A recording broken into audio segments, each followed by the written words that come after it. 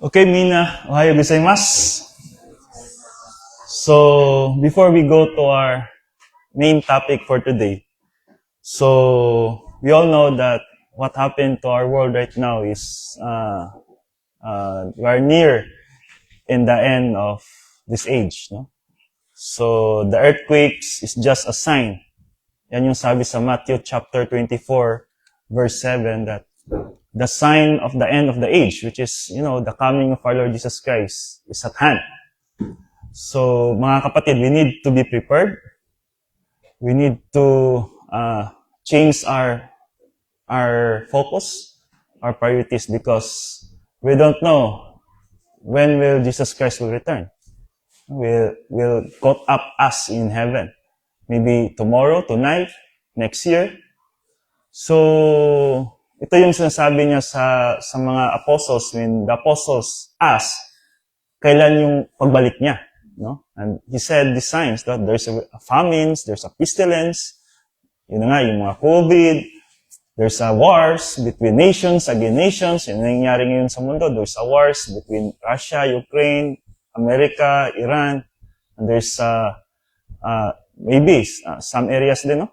So, and then this various earthquakes in different places. So this is a sign, mga kapatid. So I'm not saying na nanakot ako sa inyo, but I want you to be prepared. Because as believers, as soldiers of Christ, we need to be prepared of this. Hindi dapat ma-shock tayo nito or ma-surprise. So that's why I'm here as your pastor to guide you, to lead you in the truth and also to prepare you in the real battle, mga kapatid. Because the real battle is not in this world. Outside of this world, which is Satan and between Satan and God. So, there are many places now experiencing earthquakes, but don't be afraid of that because that is a sign that is coming. It will become. So maybe you heard different news in different social media or in the television, but dapat yung approach natin is excitement, not fear. Because we know that as believers, whatever happen in this world, we are with God forever. No?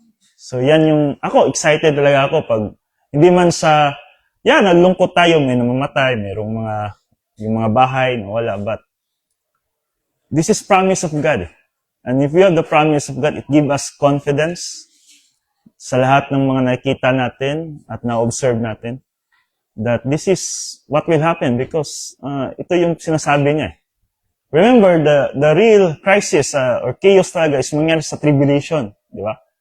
But before that, there's a birth pangs na may experience natin as believers. Meron tayong experience kaunting mga sakit before the birth talaga, yung pinakamasakit na talaga, which is happen tribulation, mangyayari.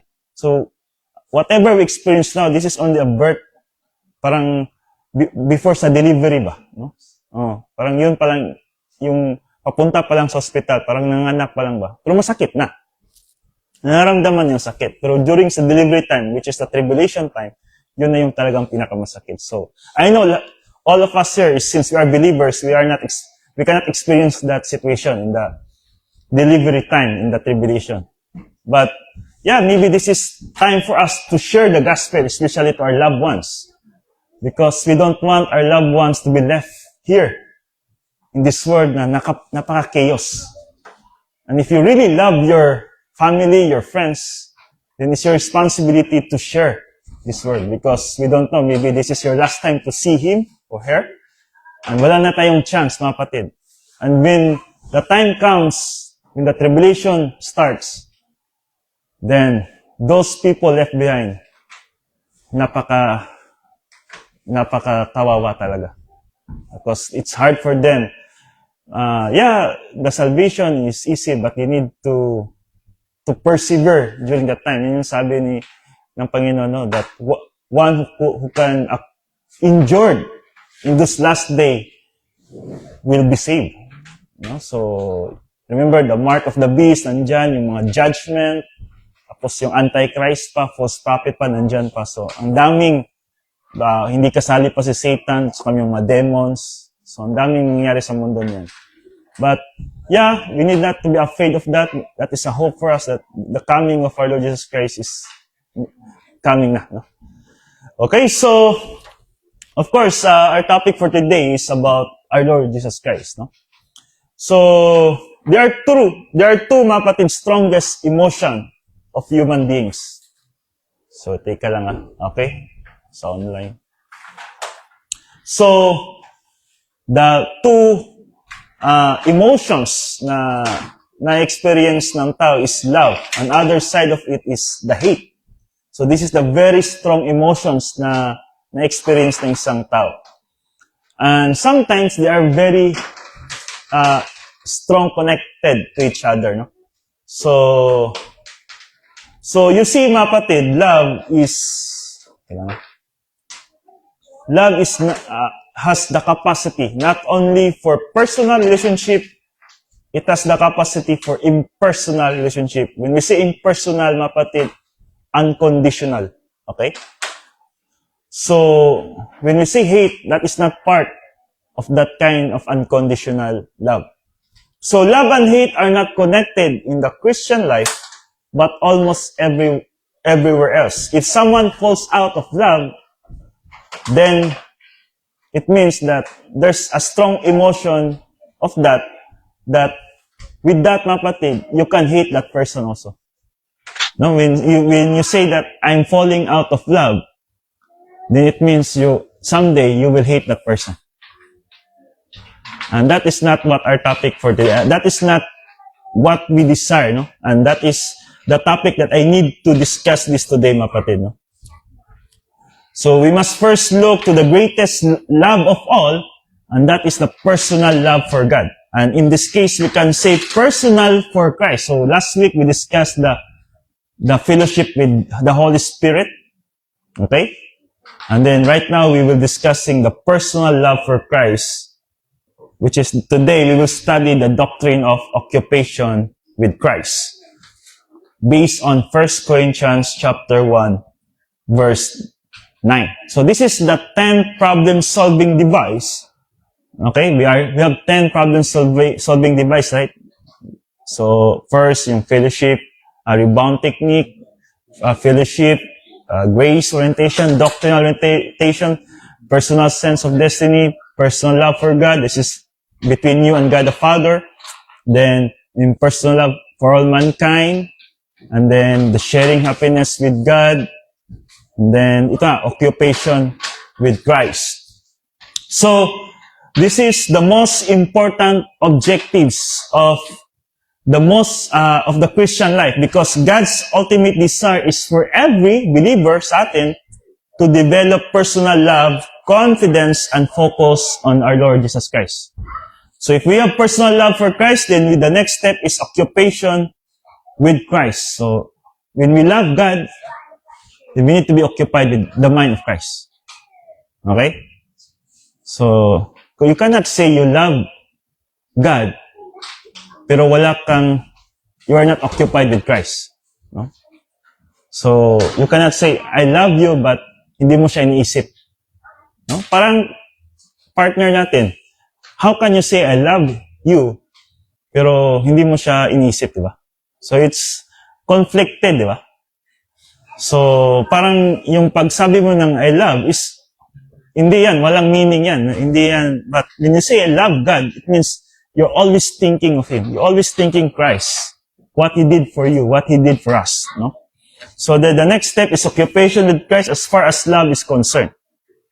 So this is the highest form of love. This occupation with Christ. Okay? So, dito sa mundo, mga kapatid, we are filled with distraction, worries, fears, and pressures. And it is easy for us, believers, to become occupied with people, circumstances, problems, possessions, or even ourselves, no? However, spiritual maturity is reached when our thoughts, our thinking, our priorities, and confidence become centered on Jesus Christ rather than the changing circumstances in our life. Okay? So we study this doctrine because occupation with Christ gives us stability during crisis, adversity. during uncertainty and confidence in God's faithfulness. So the more we learn the Word of God, the Bible doctrine, the more we grow spiritually, and the more our focus shifts away, no? Na shifts away from ourselves toward the person of our Lord Jesus Christ. So as we begin this study, let us remember that the Christian life is not merely about knowing doctrines, it is about growing in our relationship with the Lord Jesus Christ until He becomes the focus on our lives. So basahin mo natin Hebrews chapter 4 verse 12, the Word of God is alive and powerful, sharper than any two-edged sword, piercing even to the dividing asunder of the soul and the spirit and of the joints and the marrow, and critic of thoughts and intents of the heart. In 2 Timothy chapter 3 verse 16-17, all scripture is God-breathed and is profitable for doctrine, for reproof, for correction, for instruction in righteousness, that the man of God might be mature, thoroughly furnished unto all good works. In 2 Timothy 2:15, study to show thyself approved unto God, a workman that needed not to be ashamed, rightly dividing the word of truth. So please open your Bible in 1 Corinthians chapter 1 verse 9. God is faithful, who has called you into fellowship with His Son, Jesus Christ, our Lord. So, God is faithful. This is the predicate adjective of pistos. Then, this is Apostle Paul begin by emphasizing God's character. What is God's character? Faithful. Immutability means never change. What He promised, He will keep that promise. Ano man mangyari, ano man decision ng tao, ng creatures, He may be fall, He may be rise, but the promise of God, intact yan. Hindi yan nababalik. Hindi katulad sa atin, pag mag-promise tayo, that is subject for broken, no? Hindi yan kikip natin. Because that is our character. We are not perfect. But God, when He promise, mangyayari talaga yan. So, when He said, I will give you salvation, everlasting life, eternal life, makukuha mo talaga yan. Kahit pa, in the middle of the Christian life, siguro, mafo-fall ka, may humihina ka, but still, the promise of God will be kept forever. So, this is emphasizing God's character before mentioning His action. So, sabi nga sa 2 Timothy 2:30, if we are faithless, He remains faithful in us. So, He cannot disown Himself because remember, after salvation, the righteousness of Jesus Christ indwell in us. Not only the Holy Spirit, but also the righteousness of our Lord Jesus Christ. That is the reason why, mga kapatid, we are saved. Because of the righteousness, the 100% perfect righteousness of our Lord Jesus Christ. So, who has called you? So, this is the passive indicative of the verb, no?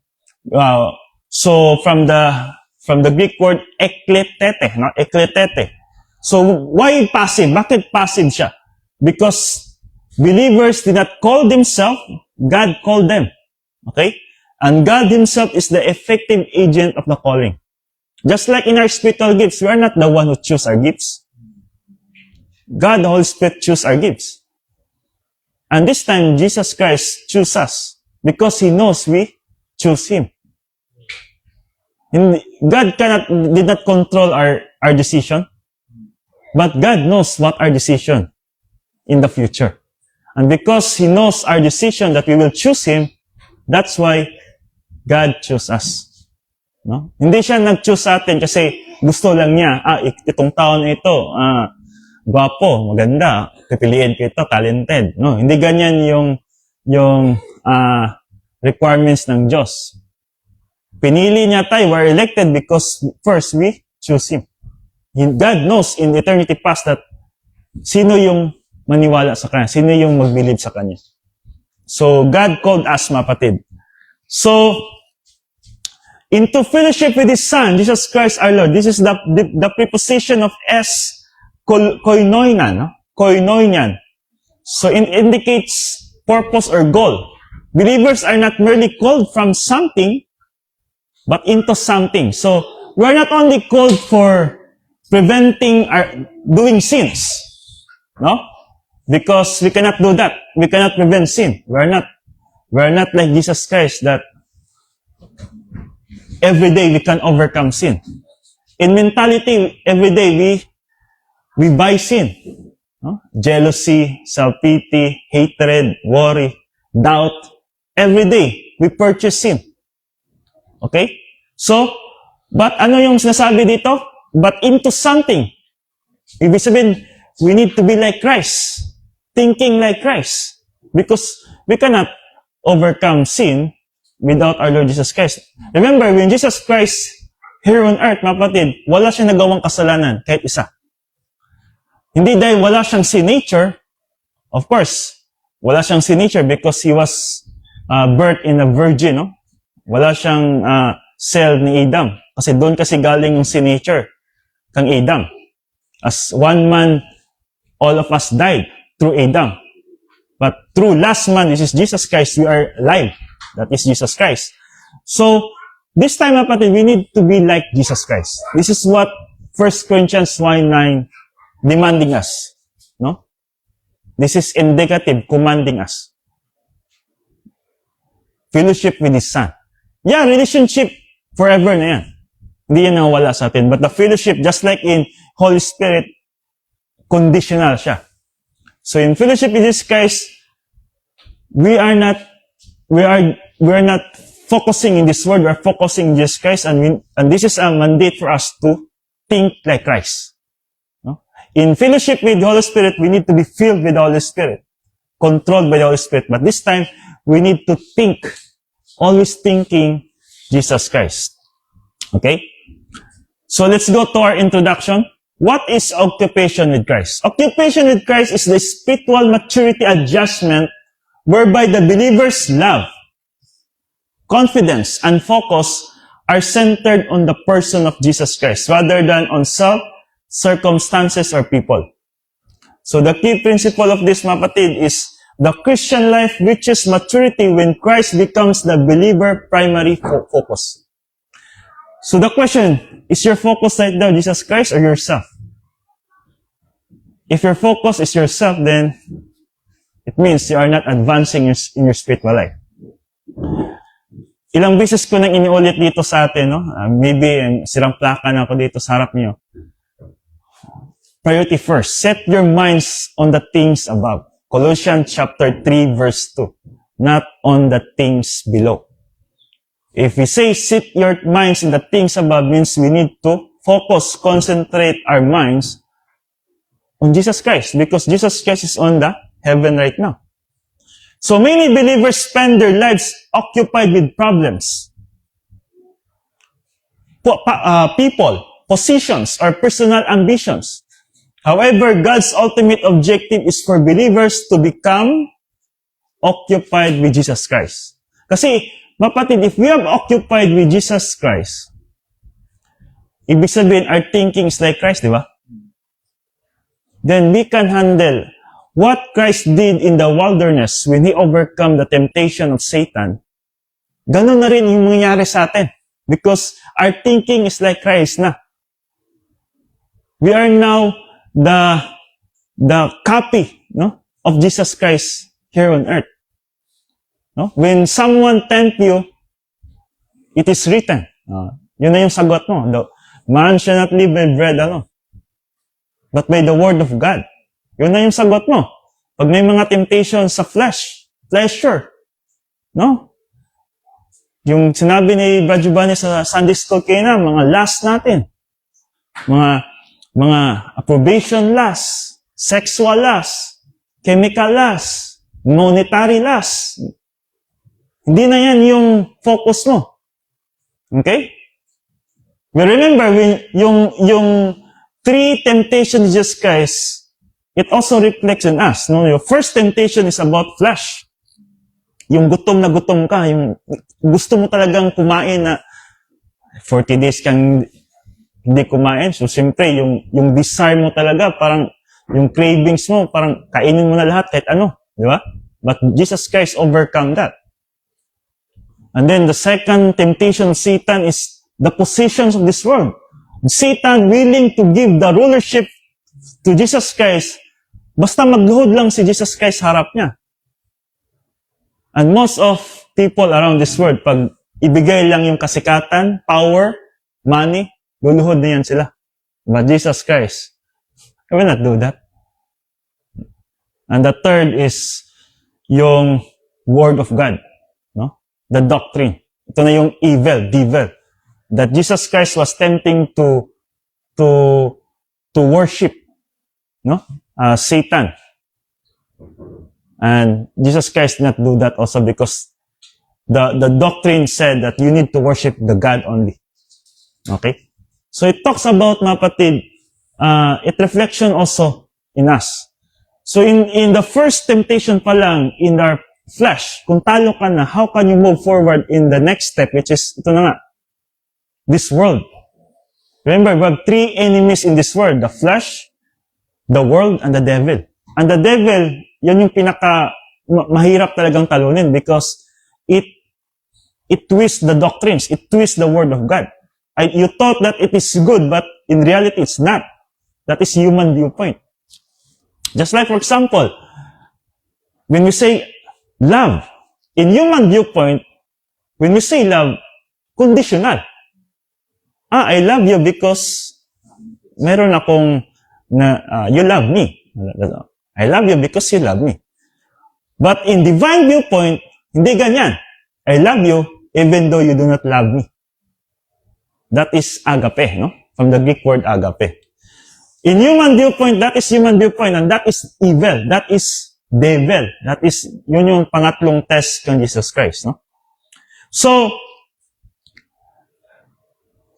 it is developing, no? Such confidence in us, or in Him, that He becomes the center of our thinking and life. Now, every day in your life, you are thinking like Christ. Ibig sabihin, you are, every problems or circumstances na sarapan mo, ano ba ang gagawin ni Jesus Christ kung sa ganitong situation? Ganito yung sinasabi niya sa Matthew chapter 4. Ganito rin yung reply ko. Okay? So, and maybe one of the best examples that I can give you, mapatid, is war, no? So, in occupation with Christ, no?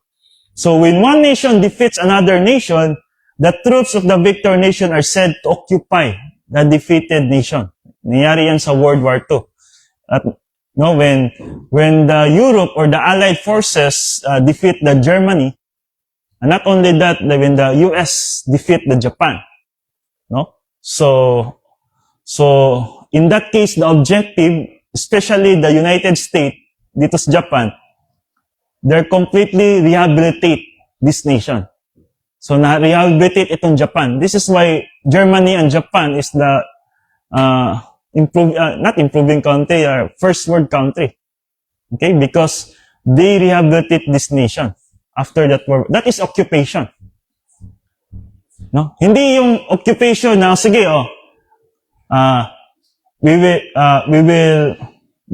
lost the battle. So, kukunin namin lahat yung ano yung nandyan. Hindi ganyan. But ang ginawa nila is change their thinking, their mindset. Now, not maybe in the spiritual life, but the discipline, no? Tingnan nyo nangyari sa Japan after World War II, naging disiplina sila. Naging counting meron sila, ginagawan ng paraan na mangyari nun is maging advantage yun kung ano mang meron sila pa during that time. At doon nga, because of that character, ina-apply nila sa mga business, ina-apply nila sa kahit anong mga field nila, then nag-grow talaga sila. In an instant, nag-grow sila bigla. From the worst country after World War II become, in just 3 decades, they become one of the best country of this world. No? Tayo baliktad ang Pilipinas. From up, naging down na. Hanggang ngayon, down pa rin. Di ba? So, I think we need to be experienced like Japan experienced and German experienced. When they lost the war, babang-baba talaga sila. And that's what occupation, no? When someone occupied you, then rehabilitate you, then you are changing your thinking. Doon mo nakita that we need to be changed. Hindi pwedeng ganito kasi walang development. And that's what the reason, mapati, this country developed. Okay? So I think it's good that we need to lose the war, no? Kung sino man yung sakop sa atin, no? Maybe, ma-change yung mindset ng mga Pinoy. No? Sabi nga ni Brad, kailangan i-nuclear tayo. Sigurado maraming mamatay dyan, no? Okay? So, this is the context in 1 Corinthians 1:9, no? God's faithfulness. The key truth of this, God always keep His promises. Never change. Immutability. God never fails His people. What He promised to Israel, He will keep that promise. Marami nga nagsasabi that when Christ promised David that his son will be the king forever, at yun ng 70 AD, nawala yung Israel, sabi na, baka hindi totoo tong Bible kasi wala na ang Israel. But what happened after World War II, yung bumalik yung land of Israel, 1948, doon namangha ang mga, not only the unbelievers, but some of the theologians that, grabe, no? For almost 2,000 years, nabalik yung Israel. Ibig sabihin, buhay pa rin yung promise ng Diyos. And we know that the promise of God, keep that forever. Kasi, kung isipin mo, 70 AD, bumalik sa 1948, who can expect na mababalik pa yung Israel? Because that is a promise of God to David that your son will be the king of Israel forever. And not only that, yung Israel ang magiging influencer sa buong mundo. Kung nabuhay ka siguro sa 18th century, 17th century, masabi mo, parang imposible yata itong sinasabi dito sa prophecy, sa Isaiah, sa Psalms. But now, we are here now. Israel is there already in the Middle East, no? So God never fails people. Our confidence rests in His character. So this is Apostle Paul begins emphasizing God's faithfulness. Occupation with Christ starts with understanding who Christ is. The more we learn about God's faithfulness, the more we trust Him and focus on Him instead of our circumstances. So, nakafocus tayo kay Jesus Christ. Yan yung sabi sa 1 Corinthians 2:16 that we discussed previous Sundays ago, no? The mind of Christ. The mind of Christ. Okay? And this is also Apostle Paul saying in Ephesians chapter 5 verse 1 that we need to imitate like Christ. Not the looks, but the thinking. No? Maraming mga tao ngayon, their imitation of Christ is through looks. Mahaba yung bigote, mahaba yung buhok. I imitate Christ na. Pero their thinking is not Jesus Christ. Opposite pa, no? That is not what meaning of imitation, no? Or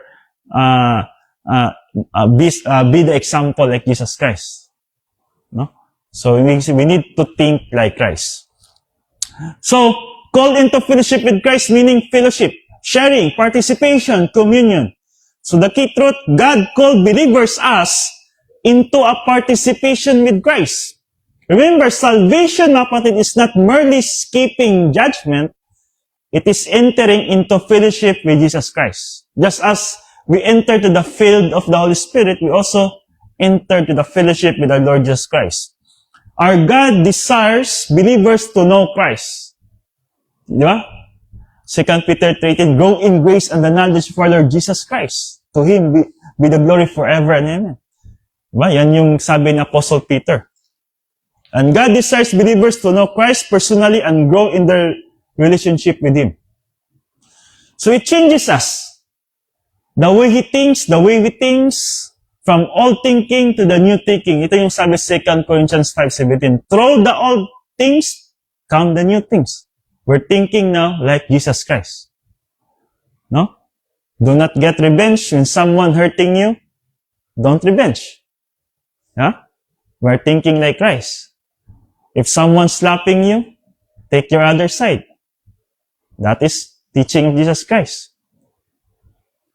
When someone curses you the words, then you reply a praise of words. So, you are now changing your thinking. And if you change your thinking, it's changing your character. And once it changed your character, it changed your destiny. No, maybe your salvation is already there, but the destiny of become a winner believers, mga kapatid, that is our goal. To become a winner believers and God glorified in our life. Okay? So, and we are different what we think with the mind of Christ. We are very different, mga kapatid. We move from human viewpoint to divine viewpoint. And that is rehabilitation. Yan yung rehabilitation.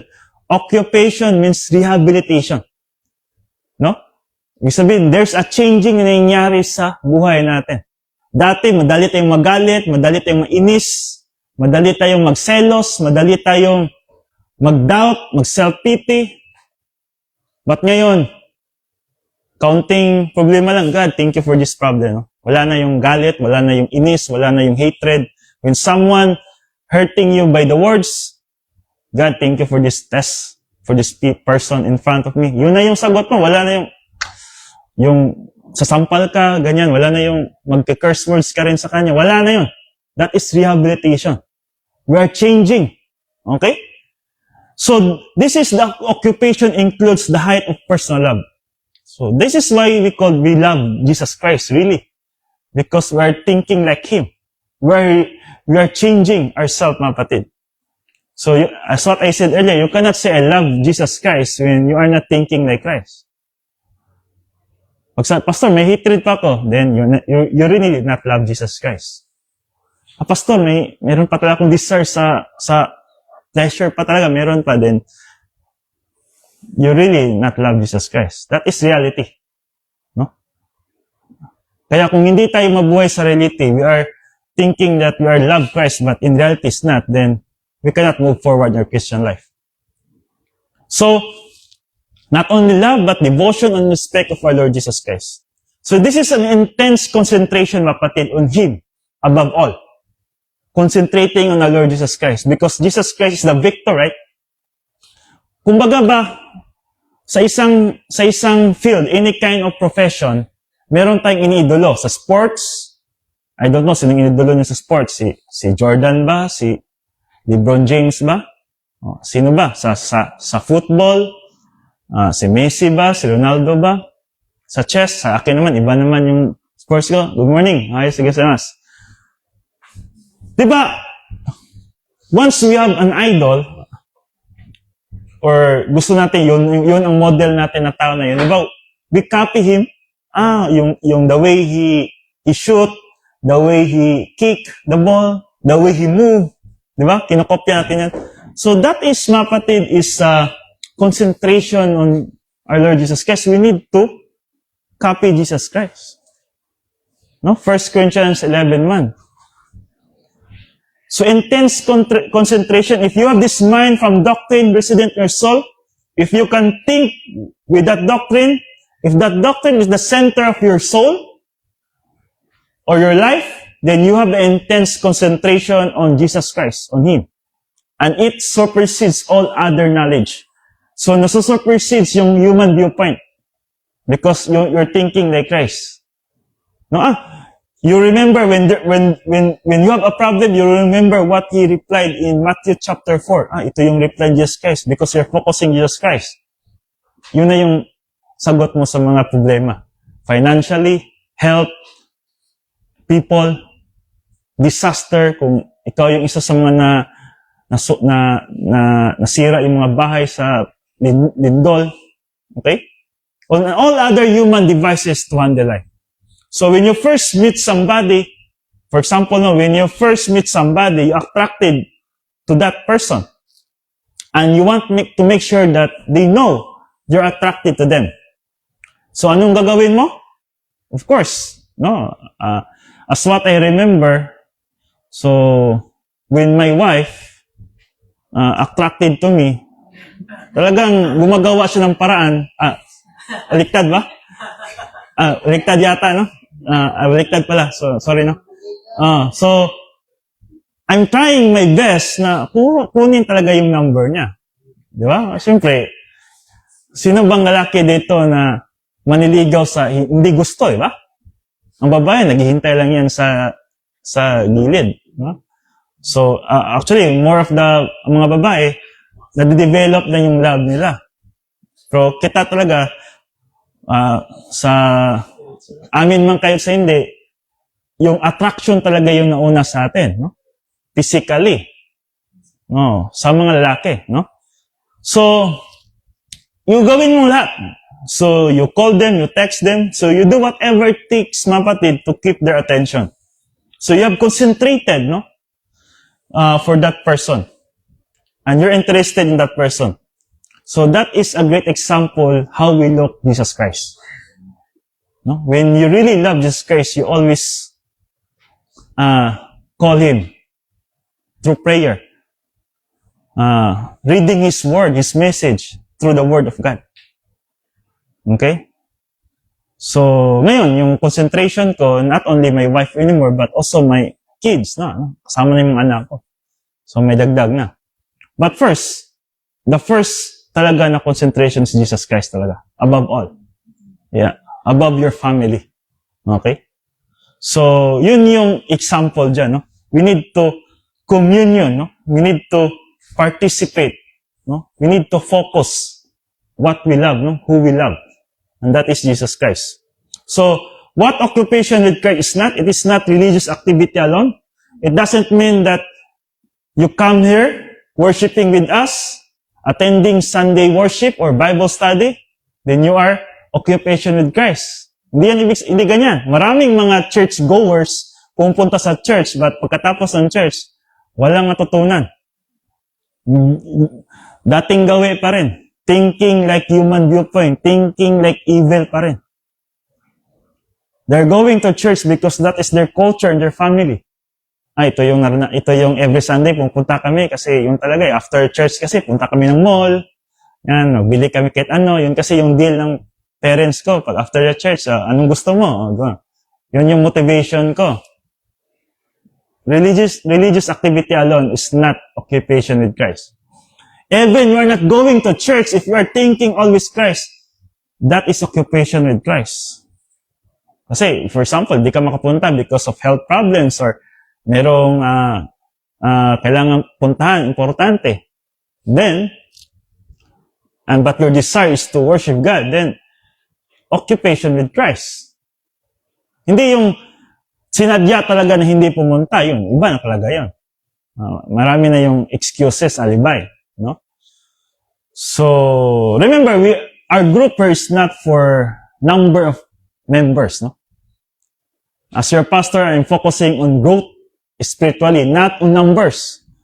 Ang daming churches, million of members, but what happened to them? Nawasak, nawala. Because they're focusing on numbers of people. Discipleship, even those disciples not believers, just for numbers. That is not our goal here. That is not our policy here in our group. 2 or 3 people gather in my name, my presence there. Matthew 18:20.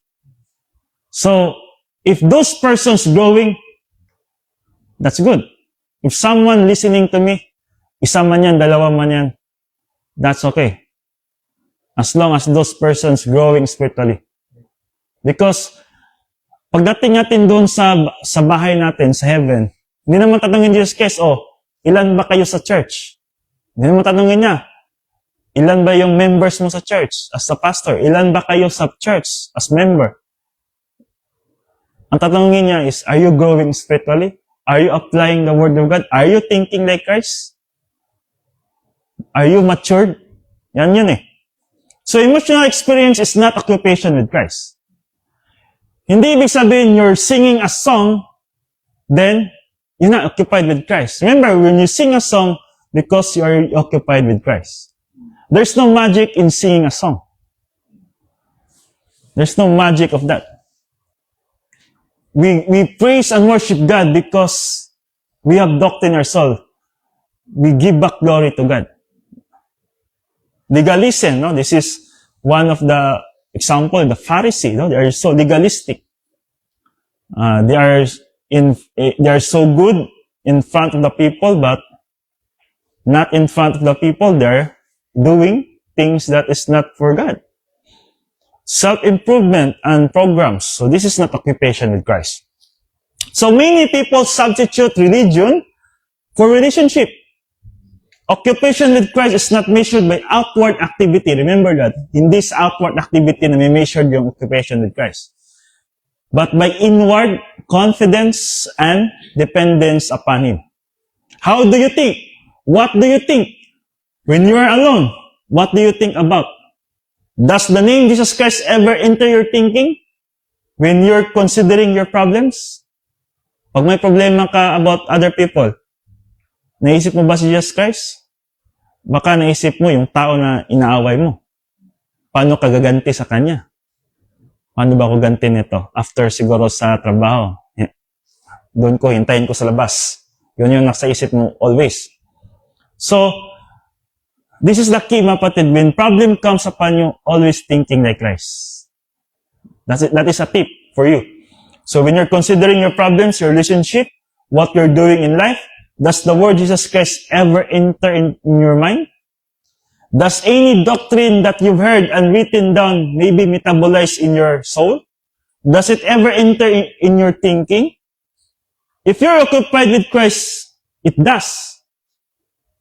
First thing you think about is, I've got a problem. I'm at work and this person, I don't get along.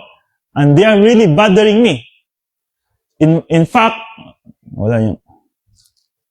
So in fact, they got in for me, no? Bigay talaga ito ng inis sa akin, kung tao na ito.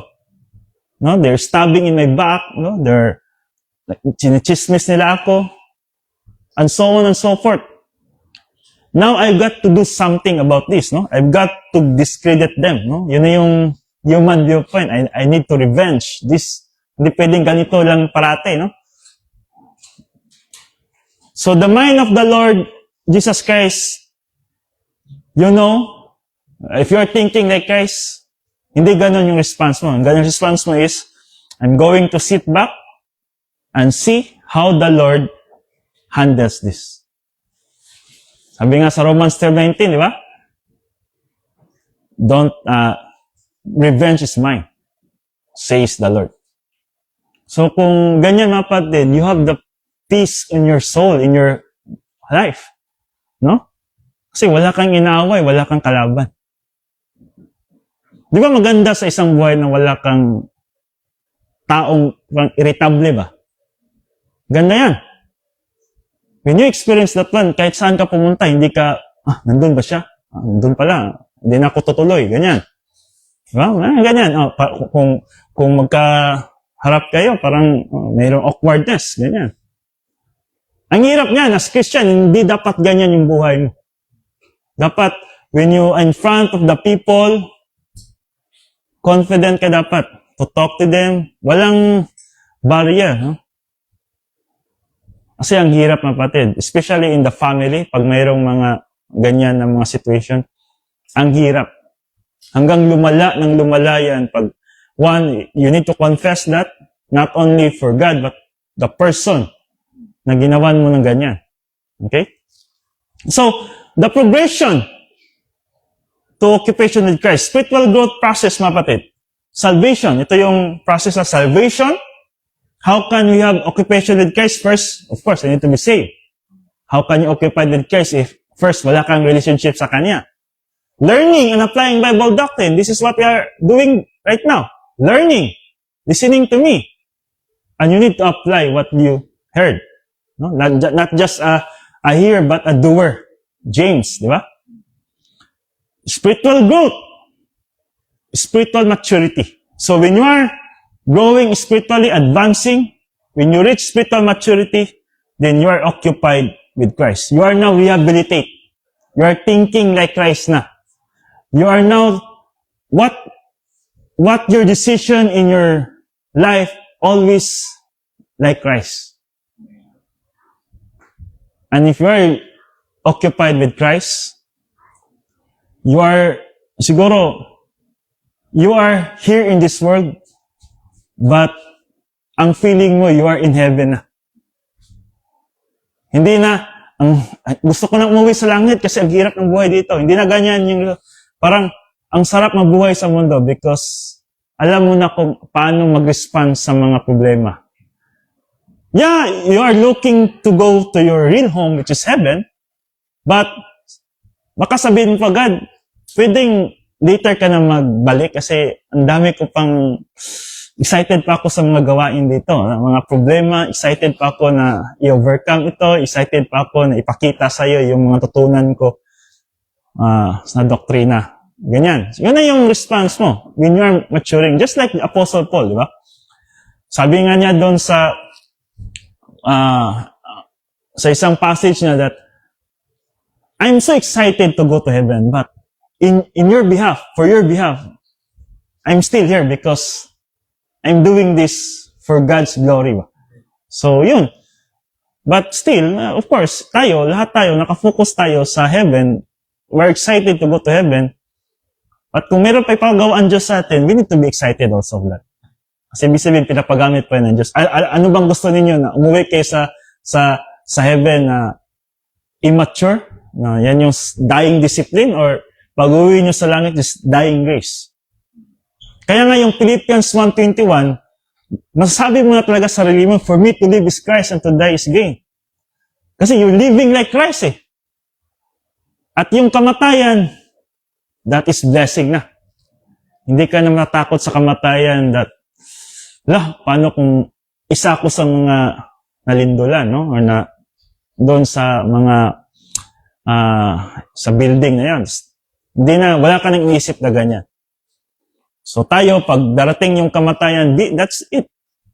Welcome to our real home.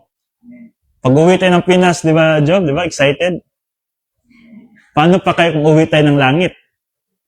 Di ba? Excited tayo umuwi ng Pinas, di ba? Magdala pa nga tayo ng mga pasalubong. How much more when we're going to a real home? No? Which is, that is very, maiwan natin yung mahal sa buhay natin, but, lahat naman tayo talaga pupunta doon. So, mauna ka lang. So, Hebrews 12 to, anong sabi ito? Fixing our eyes on Jesus, the pioneer and perfecter of our faith, for the joy set before Him. Ibig sabihin, kahit nandun siya sa langit, He was enjoying with the presence of God the Father and the Holy Spirit. Pinabayaan na yun just for us. Pumunta siya sa lupa. He died for Himself. No? Yan yung sabi sa James 1:2, no? He bore Himself for us. For the joy set before Him, endured the cross, scorning its shame, and sat down at the right hand of the throne of God. So now you're occupied with Christ. So the more you grow, the more you develop your soul, mga kapatid. And the more you live the spiritual life to the maximum. So it's actually working in you. No? Working on you. You're fixing the Lord Jesus Christ. And so there's grace orientation. So all of these problem-solving devices are interconnected to each other. And then, andun na yung grace orientation, doctrinal orientation when you are occupied with Christ. Hindi ka na legalistic thinking. Ano ba yung ginagawa niya? Mali man yan. Hindi na ganyan yung thinking mo. Grace. Sabi nga sa 1 Corinthians 8:9, no? Take care of your liberty because someone will stumbling block from that, no? Ibig sabihin, yung grace na over grace ba? Meron kasing sa sobrang grace, okay siguro yung Diyos kahit hindi ako magsimba. I understand. Hindi ganyan, no? That is sin of liberty. Okay? Kasi mga kapatid, once you, for example, no, this is a quote na nabasa ko. If you miss learning the Word of God, kahit isang araw lang, you invited disaster in your life. Ganyan ka-importante yung salita ng Diyos. Tayo, kung ma-miss natin ang isang araw ang kumain, ano ang kasunod? Sakit. Mahina. How much more kung isang linggo or isang buwan wala tayong salita ng Diyos? You're invited disaster in your life talaga. Kaya maraming mga believers ngayon, bagsak. Parang they're living like unbelievers. They're worse than unbelievers. Buti pa sana yung unbelievers kasi Satan, provide Satan sa kanila anong kailangan nila. Kasi kasama ni Satan eh. Satan, hindi naman tayo kasama sa inyo. Provide ba Satan sa atin? No. So if Jesus Christ, if God discipline us, then that is disaster in our life, mga kapatid. So this is the underlying motivation for us, is love, the incentive of love, which includes impersonal love as you apply it. See this is the powerful, mga kapatid. This is occupation with Christ. Who you are and in your thinking. And you are by the way you think. Yan yung sabi sa Proverbs chapter 23 verse 7, no? Who you are is what you think. Sabi nga nila, kung titingnan ko yung thinking ninyo, nalalaman ko kung ano kayo. No? Kung kaya kong basahin yung thinking ninyo ngayon, makilala ko kung anong klaseng tao kayo. Hindi sa outward, but in your thinking. So, yun yung buhay natin. What we think is what we are. Okay? So, if we're thinking like Christ, and ibig sabihin, we are living like Christ. But we are thinking worldly. We are thinking our job. We are thinking our family. We are thinking our money. We are thinking our health. We are thinking yung mga temporal things nandito sa mundo, then we're not thinking like Christ. We are not living like Christ. We are living worldly. And this is what Satan wants. Lalo na sa mga believers. So, the best example is Paul. No, for me to live is Christ for me to live is Christ. Philippians 1:21. Lessons, Christ became Paul's priority. Circumstance did not control him, and his happiness depended on Christ. Okay? So ito ba tayo? Our priority is Christ? Now-control ba tayo sa mga problema natin? Sa ating mga adversity? Or we're happy when we're doing for Christ? So this is Paul endured suffering, imprisonment, persecution, yet his focus remained on Christ. No? Remain on Christ. His life demonstrates what occupation with Christ looks like in practice. Kung makita yung buhay na Paul, mga kapatid, hindi mo na makita yung si Saul. Makita mo na sa buhay niya si Christ. Si Christ na yung nasa isip niya. Kahit kumain siya, Christ. Kahit siguro punta sa CR, mag-toilet, Christ. Baliw na talaga siya kang Christ. But that is a good person. That is a good positive fool, no? That negative fool. Because a positive fool, yung baliw ka na sa kang Christ. Yung inisip na always ba? Ano yung tao na yun? No? So, yun, nabaliw ka na sa kanya, no? That is what the Bible knows. There are 4 kinds of fool in the Bible, but the best fool is that you are thinking like Christ. You are always imagining like Christ. You are always acting like Christ. You're always living like Christ. Okay?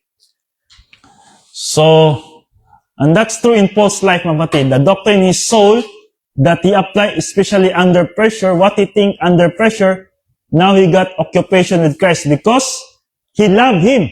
Apostle Paul loved Jesus Christ personally. It's the strongest love of all. And when you rely on him, when you're occupied with Christ, you are the highest point in your life that you will ever be. No? And by the way, once you're on the top of the mountain, then wala ka nang desire to go down. When you are occupied with Christ, mga kapatid, when you experience this, ayaw mo mawala ito. Sino ba ditong naka-experience na makakyat ng bundok? Yung pinaka-peak talaga. Diba? Pag makapunta ka, ganda ng tanawin, nakita mo lahat. Diba? Yung desire, ayaw ko nang bumaba, gusto ko na magstay dito. Dito na ako habang buhay. Pero kailangan bumaba kasi wala kang pagkain. Yan yung ma-experience mo when you're top of the mountain, when you're occupied with Christ. Parang nakikita mo lahat ng mga circumstance sa mga paligid mo, adversity, mga people test. Sabi mo, ito na yung mastery of the details of life. Kayang-kaya ko na lahat yan. Because I have dependent on the Word of God, no? In Christ. You rely on Him. So, obstacle of occupation with Christ. Ano obstacle yan? Common distraction, worry, fear, bitterness, materialism, pride, people-centered living. Ito yung mga common distraction. Anything that becomes more important than Christ can distract us from spiritual growth. Occupation with Christ requires replacing human viewpoint with divine viewpoint. Yan yung sabi 2 Corinthians 5:7. So, results of occupation with Christ is spiritual benefits. So, anong results nito? Inner happiness. Real happiness. Even you're alone, nandun yung happiness. Even wala kang socialization sa ibang tao, nandun yung happiness. Even wala kang pera. No? Even nakatira ka sa lumang bahay o mahirap ka, inner happiness.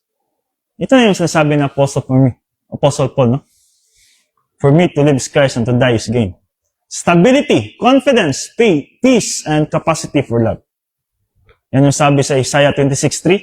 You will keep in perfect peace those whose minds are steadfast. Ibig sabihin, minds thinking like Christ, thinking like God, because they trust in you.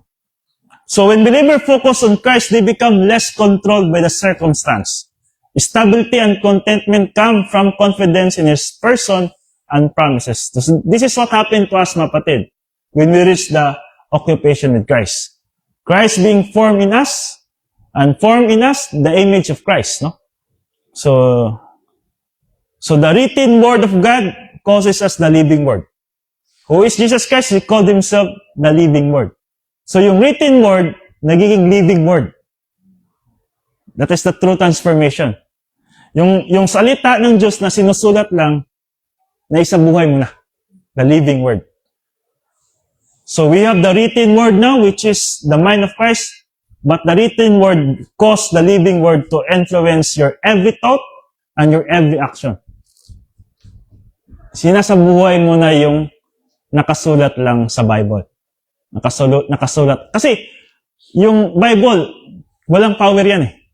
Kung hindi mo sinasabuhay yan. Just as a piece of paper, pwede mong sunugin yan. Pwede mong itapon yan. Kung magiging powerful yan, pag yung mga nakasulat dyan, isinasabuhay mo. Ina-apply mo sa buhay mo. Yan yung powerful dyan, mga kapatid. You are thinking like Christ. So the ultimate example, Jesus Christ. No? Binasa natin kayo na Hebrews 12:2. Fixing our eyes on Jesus. Christ is our example, and Christ is our strength. The Christian life is designed to be Christ-centered, not self-centered. Every doctrine ultimately points us to a deeper appreciation of what Jesus Christ is and what He has accomplished. Remember, in the Old Testament, yung ginagawa nila, sacrifices of the animals, the tabernacle, the temple, it's foreshadowing of Jesus Christ. Focusing on Jesus Christ. The sacrifice of Jesus Christ. Yung ginagawa nila sa temple, mga nakasulat, anong mga design doon, it relate to Jesus Christ's sacrifice. Jesus Christ's life, mga kapatid. So that is, we need to be Christ-centered. So in becoming occupied with Christ, you have to become spiritual self-sustaining. So hindi ka na dependent sa people. Of course, you need support from the people, and happiness is limited there. But sometimes people can cause you unhappiness, right? Not all the time, the people around you, happy ka sa kanila. Sometimes sila pa yung source ng unhappiness mo. But with Christ, if you are focused in Christ, it is a contentment. It is a continuing contentment, na batid. Rather than the happiness that goes up and down like graph, no? Yung happiness ko ngayon, ganda, bukas, yan.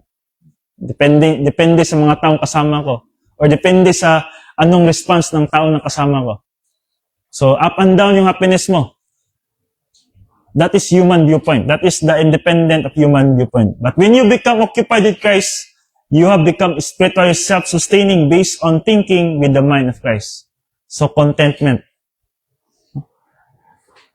You love those person not because of who and what they are, but because of who and what you are inside. Your thinking. Huh? Kahit pa ngayon is good mood yan siya, bad mood yan siya, you still love him or love her. Okay? So, yan yun mapatid, no? The ultimate example, Jesus Christ. So, Christ is our hope. Nothing else. No? Wala nang iba pa. Because siya yung model natin. Even Apostle Paul, his model is Jesus Christ. The Old Testament, their model is God. Okay? So, the conclusion of our topic for today. Occupation with Christ means focusing in Christ above circumstances. Trusting His faithfulness, His promises. Growing through Bible doctrine. Developing confidence in His person. Finding happiness and stability in Him. There's no way we can find stability in human viewpoint. No? Sabi nila, money can stable you. It's a lie. It's a big lie. Mga mayaman, mas lalong unstable kasi gusto pang yumaman. Hanggang walang katapusan. Yung mga bilyonaryo gusto pang maging trilyonaryo. Yung trilyonaryo gusto pa yata maging, ano ba sunod? Quadrilyonaryo? Ano pa sunod dyan? Walang katapusan. Di ba? So, the key principle, mapatid, the more we know Jesus Christ through Bible doctrine, the more our thoughts, priorities, and confidence become centered in Him. That's why, if you have time, not only come here every Sunday or attending Bible study or online Bible study, kailangan meron kayong personal study every day. Ang problema kasi sa atin, when we wake up early morning, automatic yung katawan natin eh. Ano yung pattern natin sa buhay? Hilamos, kain, punta na. Malala mo lang ang Panginoon, siguro tanghali na, pag kumain na. Pag mag-pray ka na sa pagkain mo, doon mo na malala. And that is not occupation with Christ. Diba? Pag yung maniligaw pa tayo sa asawa natin, pagising natin, kamusta ka na? Kamusta yung tulog mo? Ganyan, di ba tayo? Anong plano mo today? Di ba? But now, wala naman, di ba? Wala na. Of course, nandun pa rin yung kamustahan. But sana ganyan tayo kang Christ. No? Read the Word of God. Christ, this is your teaching. I will apply this today. Kasi pag maganda yung araw mo, mapatid, no? Because of the Word of God, you will be surprised at the end of the day, you're still good mood. Kasi nga, you're applying the Word of God. Pero kung hindi maganda yung araw mo, because of the problems, hanggang pag-uwi mo, wala talaga yan. Hindi talaga maganda yung araw mo. So God's goal for every believer is not simply knowledge, but a relationship, no? The result is occupation with Christ. The believers grow spiritually, Christ becomes the source of their confidence, peace, and happiness. Instead of being occupied with problems, they become occupied with the Savior who controls all things. Occupation with Christ is the maturity adjustment whereby Jesus Christ becomes more important to us than our circumstances, problems, success, or failures. So even in circumstances, mapatid, like disaster or death, the mature believer has contentment. You are stable because of the constant awareness of our Lord's presence. Sabi nga sa Hebrews 12:2, fixing our eyes on Jesus, the author and perfecter of our faith, who for the joy that set before Him endured the cross, despising the shame, and is seated at the right hand of the throne of God. Thank you so much, mapatids, sa inyong pakikinig, and we will go to our closing song. Bigay ko kang Sister Angelis.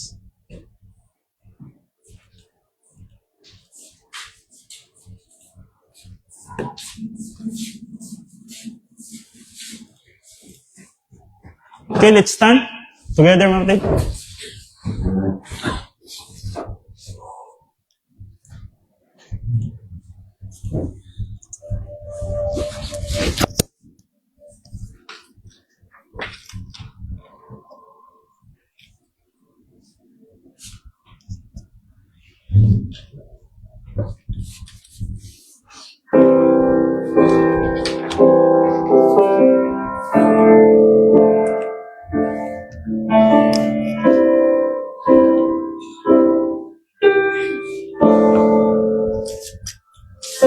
Gift of grace is Jesus, my Redeemer. There is no more for Him. He is my joy, my righteousness and freedom, my steadfast love, my deep and boundless peace. To this I hold, my hope is only Jesus. For my life is wholly bound to His. Oh, how strange and divine, I can see all is fine, yet not I, but through Christ in me.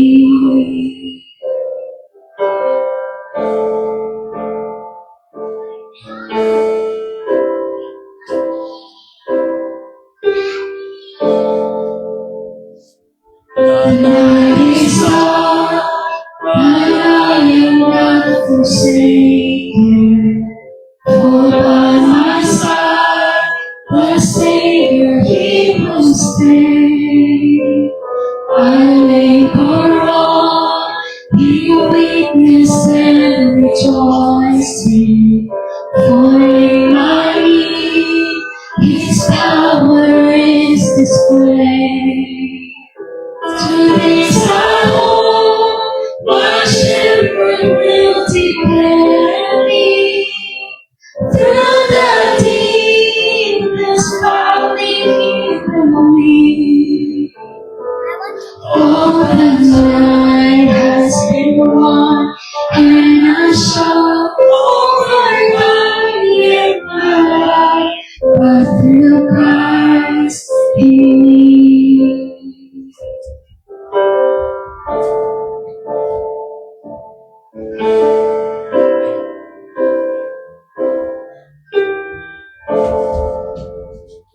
No fear I dread, I know I am forgiven. The future sure, the price it has been paid.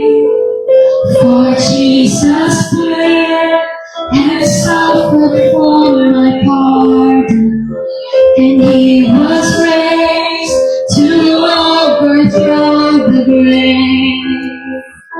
To this I hold, my sin has been defeated. Jesus now and never is my plea. Oh, the chains are released, I can see I am free at night, but through Christ in me.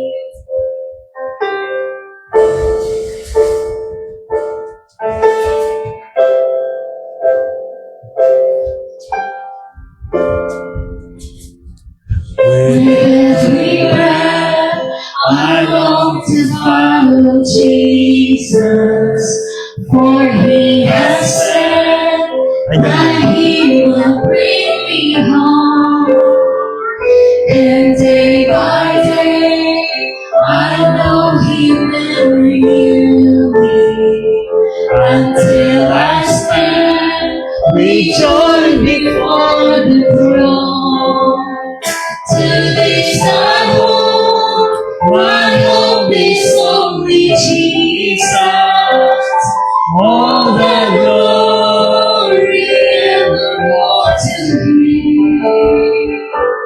When the race is complete, still my lips shall repeat, yet not I, but through Christ in me. When the race is complete, still my lips shall repeat, yet not I, but through Christ in me. Yet not I, but through Christ in me.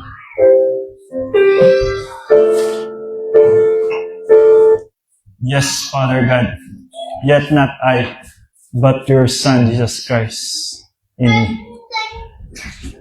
Yes, Father God, we need to think like Christ. We need to focus on the Lord Jesus Christ because He is our model. He is our best example on this life. Without Him, we cannot overcome the different kinds of circumstances. The failures, the success, the adversity, the problems, Father God. I hope and I pray that each of us here, bawat isa dito, Father God, what they heard, they will apply that also in their life. And they can also share this to other people. I hope and I pray that each one of us here will be occupied with your Son, and we reach our goal to become a matured believer, Father God. Because that is the only way we can occupy with Him. Thank you for this group. Thank you for their support. And I'm praying that each one will be growing, will be advancing their spiritual life. And they will win against Satan, against demons, against our sin nature, against this world, Father God. And after our worship today, Father God, as we go back to our homes, guide us, lead us. Another week that we need to overcome. And we need to remember, Father God, we need to focus, we need to think always Christ. What He did, what He applied, the doctrines in His life. I give back glory and honor to you through Your Son, Jesus Christ, our Lord and Savior. Amen. To God be the glory, mga kapatid.